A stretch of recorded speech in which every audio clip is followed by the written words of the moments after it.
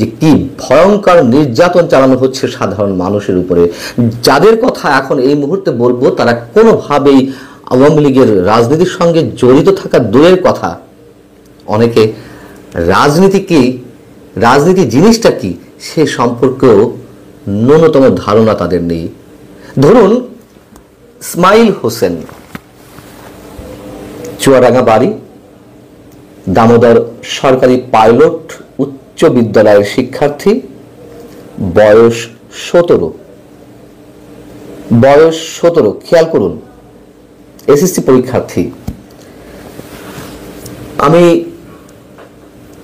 কাশিমপুর কারাগার 1-এ যে ভবনটিতে ছিলাম এবং যেই ভবনের সন্ত্রাস বিরোধী আইনে যাদেরকে আটক করা হচ্ছে তাদের সবাইকে ওই ভবনটিতে রাখা হয়।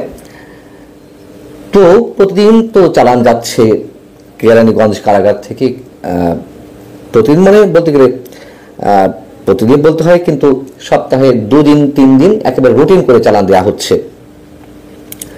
হঠাৎ করে গত 24শে সেপ্টেম্বর, যেদিন আওয়ামী লীগের একটি বড় মিছিলের পরিকল্পনা ছিল বলে আমরা জানতে পারি এবং সেই মিছিল হওয়ারও সম্ভাবনা ছিল, ফার্মগেটে সবাই জড়িত হওয়ার কথা ছিল আওয়ামী লীগের নেতাকর্মীদের, কিন্তু সেখান থেকে কাদের আটক করা হলো?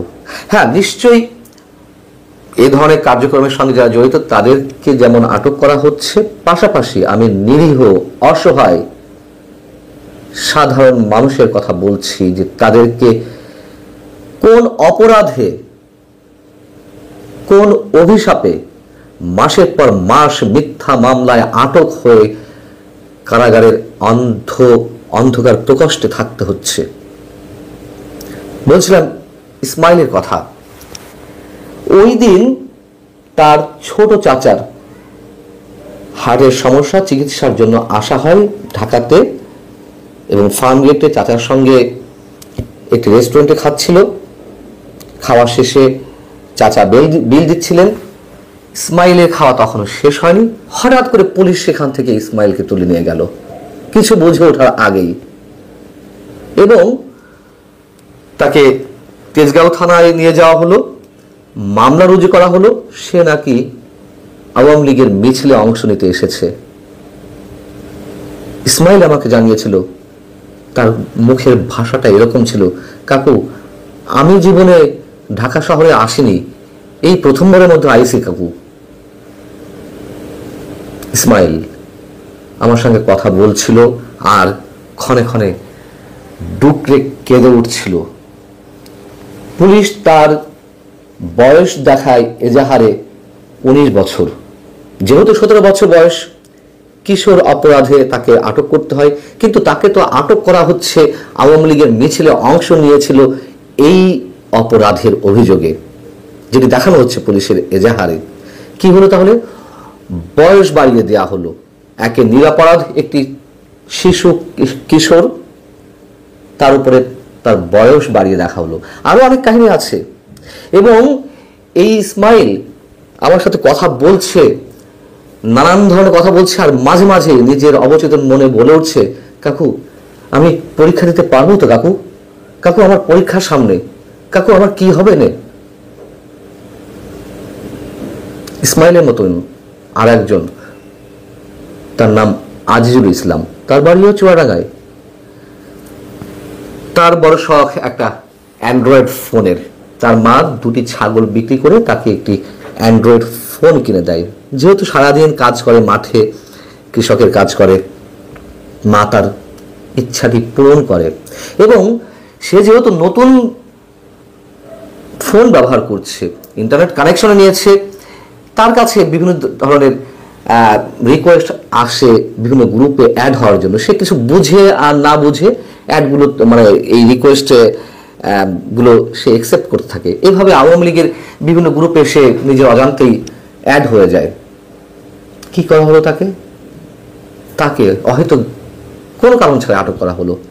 মোবাইল ঘেটে মোটামুটি দেখা গেছে যে বিভিন্ন গ্রুপে যুক্ত হয়েছে, তার নামে এরকম মামলা দেওয়া হয়েছে এবং কি করা হলো, তাকে চুয়াডাঙ্গা থেকে আটক করা হয়েছে, ফরিদপুরের ভাঙা থানায় অ্যারেস্ট দেখানো হয়েছে, নিয়ে আসা হলো রাজধানীর ভাটারা থানায় চালান দেওয়া হলো, সেখান থেকে কেরানীগঞ্জ কারাগার, এবং তারও এই প্রথমবারের মতন ঢাকায় প্রবেশ এবং একবারে কেরানীগঞ্জ কারাগারে। সেও বলছিল, মানে অবাক বিস্ময়ে বলছিল, এটা কোথায়? সে জানতে পারে এটি ঢাকা শহর। আরেকজনের কথা বলি, শিখন ইসলাম, বাড়ি ময়মনসিংহ। সে ঢাকা থেকে টি শার্ট কিনে নিয়ে যায় 5, 7, 8 হাজার 10 হাজার টাকায়, নিয়ে গিয়ে সে তার নিজের এলাকায় হাটে বাজারে ফেরি করে বেড়ায়। 24শে সেপ্টেম্বরের কথা বলছিলাম, যেদিন ইসমাইলকে আটক করা হয়, ঠিক একইভাবে ফার্মগেট থেকে, যেহেতু সে ফার্মগেট থেকেই টি শার্ট কিনে নিয়ে যায়, তার পকেটে ছিল 7,000 টাকা। তাকে পুলিশ ধরলো, ধরে তাকে ওই সন্ত্রাসের বিরুদ্ধে আইনে মামলা দেওয়া হলো যে সে নাকি মিছিলে এসেছিল।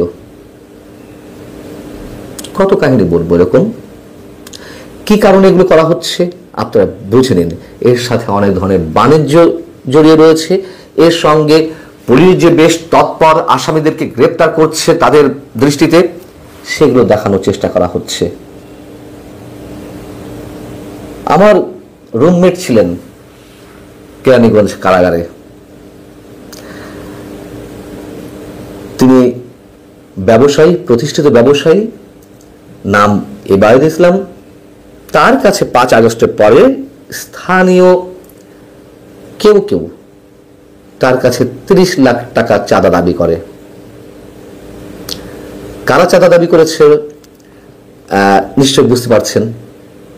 কারা এখন চাঁদাবাজিতে উন্মাদ হয়ে গেছেন। অন্তত আওয়ামী লীগ তা চাঁদাবাজি করছে না এই মুহূর্তে, সেটি করলে তাদের শাসন আমলে করতে পারে। এই মুহূর্তে কারা করছেন? অভিযোগ তো অনেকের বিরুদ্ধে, জামাতের বিরুদ্ধে অভিযোগ, এনসিপির বিরুদ্ধে অভিযোগ, বিএনপির বিরুদ্ধে অভিযোগ। মিস্টার ইবায়েদ টাকা দিতে অস্বীকৃতি জানানোর কারণে তার বিরুদ্ধে দায়ের করা হলো হত্যা মামলা, অর্থাৎ হত্যা মামলায় তাকে অ্যারেস্ট দেখানো হলো, অ্যারেস্ট করা হলো। যেই মামলার 1 নম্বর আসামি সাবেক প্রধানমন্ত্রী শেখ হাসিনা, আর মিস্টার ইবায়েদ সম্ভবত 67 নম্বর বা 62 নম্বর, আমার যদি খুব ভুল না হয়ে থাকে। তাকে 8 মাস কারাগারে থাকতে হয়েছে। 8 মাস পর তার জামিন মিলে। হাইকোর্ট থেকে জামিনের পর তার বিরুদ্ধে স্টে দাবি করা হয় জামিন মঞ্জুর না করার জন্য, জামিন স্থগিত করার জন্য। 8 মাস তাকে বিনা অপরাধে কারাগারে থাকতে হয়েছে। চট্টগ্রামের এক ব্যবসায়ী মিস্টার আশরাফ, তিনিও প্রতিষ্ঠিত ব্যবসায়ী। তিনি তার ক্লায়েন্টের কাছে 1,67,00,000 টাকা পেতেন।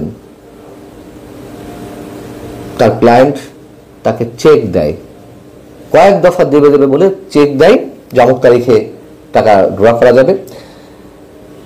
একটা সময় যখন সময় ঘনিয়ে আসে, তখন যার কাছে তিনি টাকা পাবেন তিনি বললেন যে ঢাকা আসেন অমুক জায়গায়, চেক ফেরত নেব এবং আপনাকে নগদ টাকা দিয়ে দেওয়া হবে। তিনি সরল বিশ্বাসে চলে এলেন।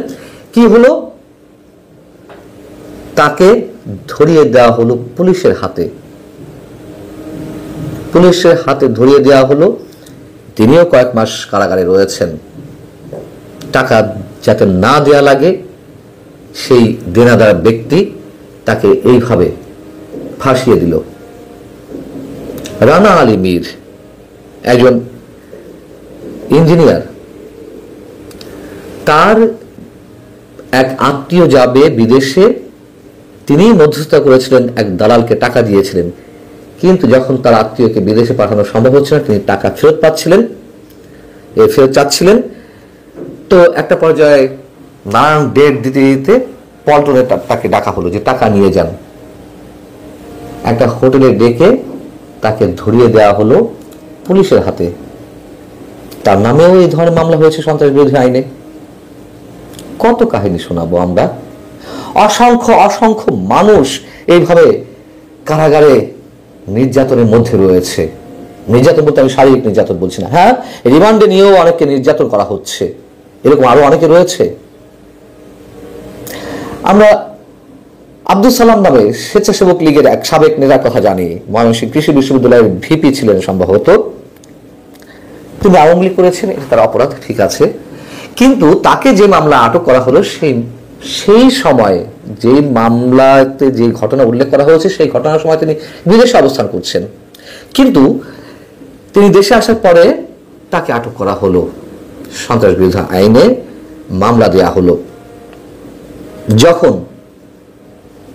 যখন বিচারকের সামনে, নিম্ন আদালতের বিচারকের সামনে তিনি বলছেন বা তার আইনজীবী যুক্তি তর্ক উপস্থাপন করছেন যে তিনি তো ওই সময় বিদেশ ছিলেন, তাকে শুনতে হয় বিদেশ ছিলেন তাতে কি হয়েছে, তিনি তো আওয়ামী লীগের রাজনৈতিক কার্যক্রম চালানোর জন্য, সন্ত্রাসী কর্মকাণ্ড পরিচালনার জন্য অর্থের যোগানও দিতে পারেন। কিভাবে এটা প্রমাণ করবেন যে তিনি অর্থের যোগান দেননি? হয়তো একটা সময় প্রমাণ হতে পারে, কিন্তু কারাগারে তো তিনি রয়েছেন এখনো পর্যন্ত। ছেলে মেয়ের প্রেম গোপনে বিয়ে হয়েছে, মেয়ের বাবা প্রভাবশালী অর্থাৎ বিএনপি বা জামাতের রাজনীতির সঙ্গে যুক্ত,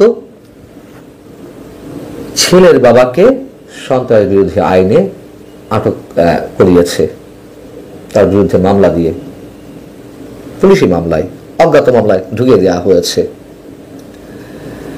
সবজি বিক্রেতা রাস্তা থেকে তুলে নিয়ে আসা হচ্ছে, নিয়ে এসে সন্ত্রাস বিরোধী আইনে তাকে কারাগারে প্রেরণ করা হচ্ছে। যশোরের 3 বন্ধু, একজন সাবেক ভাইস চেয়ারম্যান মিস্টার ইমরান, তারা এসেছিলেন বেশ 6-7 মাস আগে ঢাকা শহরে 3 বন্ধু একসাথে ডাক্তার দেখাতে। যেই ক্লিনিকে তারা এসেছিলেন ডাক্তার দেখাতে, তারা ওয়েটিং এ ছিলেন ডাক্তার দেখানোর জন্য, তার পাশে হয়তো কোনো এক মামলার আসামি বসেছিলেন। পুলিশ খবর পেয়ে যখন ওই ক্লিনিকের সামনে আসে, ততক্ষণে ওই 3 বন্ধু, যশোরের 3 ভদ্রলোক, তারা ক্লিনিকের নিচে নামে চা খেতে। পুলিশ এসে তাদেরকে সার্চ করে, তাদেরকে জেরা করে, আপনি অমুক, আপনি অমুক, আপনি অমুক। তারা বলে যে না, আমরা তো কেউই এই নামের কেউ না। তখন মোটামুটি খানিকটা বিশ্বাসযোগ্য হয় পুলিশের কাছে। ওই সংশ্লিষ্ট থানার ওসি নেতৃত্ব দিচ্ছিলেন ওই ঘটনার, কিন্তু পাশ থেকে একজন বলে উঠলেন, একজন এসআই, স্যার আজকে কিন্তু 70 জনের টার্গেট, সন্ধ্যা 7টা বাজে আমরা আটক করেছি 45 থেকে 50 জন। ওসি বলে ওঠেন, তাই নাকি? এই উঠাও, গাড়িতে উঠাও। এটা কি তামাশা? মানুষের জীবন নিয়ে ছিনিমিনি খেলছে। কত নিরীহ মানুষ এইভাবে কারাগারে অন্তরীণ রয়েছেন, এক একজনের ব্যবসা বন্ধ হয়ে যাচ্ছে, পরিবারগুলো অনিশ্চিত ভবিষ্যতের দিকে যাচ্ছে। এর জবাব দেবে কে? বয়স দেখিয়ে দেওয়া হচ্ছে, বেশি বয়স যারা 18 বছরের নিচে তাদেরকে বয়স বাড়িয়ে দেখানো হচ্ছে, এবং এইভাবে আটক করে করে কারাগার ভরে যাচ্ছে, তিল ধারণের জায়গা নেই। 21 ইঞ্চি বেড চওড়াই 21 ইঞ্চি রাখতে হবে, এর বেশি রাখা যাবে না। 2 বিঘার জায়গা 21 ইঞ্চিতে মানুষ ঘুমোতে পারে এতটুকু জায়গাতে? এগুলোকে বলে ইলিশ ফাইল। আপনারা ইলিশ ফাইলের নাম শুনেছেন নিশ্চয়ই। মানুষ আসছে কিন্তু জামিন তো হয় না। কজন মানুষের জামিন হচ্ছে? যাই হোক, জামিন প্রসঙ্গে আরো একটি পর্ব নিশ্চয়ই আপনাদের সামনে পরে খুব দ্রুতই আমি আরেকটি কন্টেন্ট করব, সেখানে বিস্তারিত জানাবো। মানবতা গুমরে কাটছে, আমাদের কিছু বলার নেই। এবং যেই কথাগুলো আপনাদের সামনে বললাম তার এভিডেন্স রয়েছে, যথেষ্ট তথ্য প্রমাণ রয়েছে। এই মানুষগুলো অভিযোগের সাথেই আমার কাছে তারা শেয়ার করেছে। আরো অসংখ্য কাহিনী রয়েছে, আর দেখানো হচ্ছে সবাই আওয়ামী লীগের রাজনীতির সঙ্গে জড়িত। আওয়ামী লীগের রাজনীতির সঙ্গে জড়িত থাকলেই কি সবাইকে আটক করতে হবে? রাজনৈতিক কার্যক্রম নিষিদ্ধ, সেখানে যদি কোনো রাজনৈতিক কার্যক্রমে জড়িত হয় তাদেরকেও না আটক করা যেতে পারে। হ্যাঁ, যাদের করা হচ্ছে তাদের নিয়ে আমাদের কোনো কথা নেই, আটকান, কিন্তু এই মানুষগুলোর অপরাধ কি?